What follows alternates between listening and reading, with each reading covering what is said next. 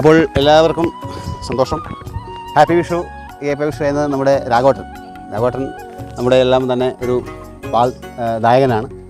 അതായത് ഇങ്ങനെയൊരു പാൽ പിന്നെ കർഷകനല്ല, അദ്ദേഹം വളരെ അടിസ്ഥാനപരമായിട്ട് നല്ല പാൽ കൊടുക്കാൻ വേണ്ടി ആഗ്രഹിക്കുന്ന ഒരാളാണ്. കളങ്കമില്ലാത്ത, അതായത് നമ്മൾ ചില കറന്ന സ്ഥലത്ത് തന്നെ പശുവിൻ്റെ അകിടിൻ്റെ എടുക്കുന്നത് തന്നെ പാത്രത്തിലേക്ക് ഒഴിച്ച് കൊടുക്കുന്ന ഒരു സിസ്റ്റം ഇന്നും ലോകത്ത് ബാക്കി നിൽക്കുന്നു എന്നുള്ള ഒരു കാര്യം നമ്മൾ മനസ്സിലുണ്ട്. അപ്പം അവിചാരിതമായിട്ടാണ് നമ്മളെല്ലാവരും ഇവിടെ ഒത്തുകൂടുന്നത്. നമ്മളിങ്ങനെ പാൽ വാങ്ങിക്കാൻ വേണ്ടിയിട്ട് പരിചയപ്പെട്ടവരാണ്. തീർച്ചയായിട്ടും ഈ കൂട്ടായ്മ എന്ന് പറയുന്നത് വലിയൊരു സന്തോഷമുള്ള കാര്യമാണ്. അപ്പോൾ ഒന്നുമില്ല, ചെറിയൊരു ചടങ്ങ് ഈ വിഷു ദിനത്തിൻ്റെ ഈ പരിധിയിൽ രാഘവട്ടൻ്റെ ഒന്ന് ചെറുങ്ങനെ ഒന്ന് ആദരിക്കുമെന്ന് പറഞ്ഞുകൂടാ, എങ്കിൽ കൂടി അദ്ദേഹത്തെ ഒന്ന് ആദരിക്കാൻ വേണ്ടിയിട്ടുള്ള ഒരു ചെറിയ ചടങ്ങാണ്.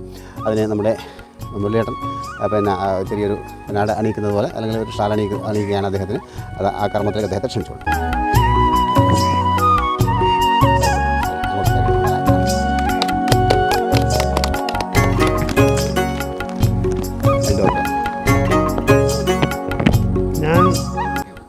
ഞാനിവിടെ നാട്ടിൽ സെറ്റിലായിട്ട് ഒരു 5 കൊല്ലമായി 4 കൊല്ലമായിട്ട് സൈക്കിളിൽ ഈ കുണിയം ഭാഗത്തേക്ക് വരലും ഇവിടെ കുറച്ച് എക്സസൈസുകൾ ചെയ്തിട്ട് പോകുന്നതാണ്.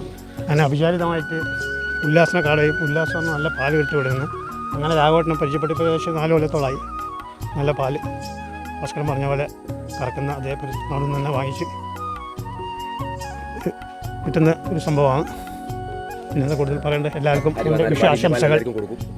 എല്ലാവർക്കും വിഷു ആശംസകൾ. എല്ലാവരുടെ കുടുംബത്തിനും സർവ്വ ഐശ്വര്യങ്ങളും ഉണ്ടാവട്ടെ. രാഘവട്ടന് എല്ലാവിധ വിഷു ആശംസകളും നേരുന്നു. രാഘവട്ടന് എല്ലാവിധ വിശ്വാസങ്ങളും നേർന്ന് നല്ലൊരു ഐശ്വര്യം വന്ന് ചേരട്ടെ. ഒന്നുമില്ല, നല്ല പാല് തേടി തന്നെ ഞാനിവിടെ എത്തിയത്. ഇവിടെ രാഘവട്ടനെ പരിചയപ്പെടാനും അദ്ദേഹത്തിൻ്റെ പാല് വാങ്ങാൻ കഴിഞ്ഞിട്ടുണ്ട്. വളരെ സന്തോഷം. അദ്ദേഹത്തിന് എല്ലാവിധ ആശംസകളും നേരുന്നു. രാഘവട്ടന് എല്ലാവിധ വിഷു ആശംസകളും നേരുന്നു.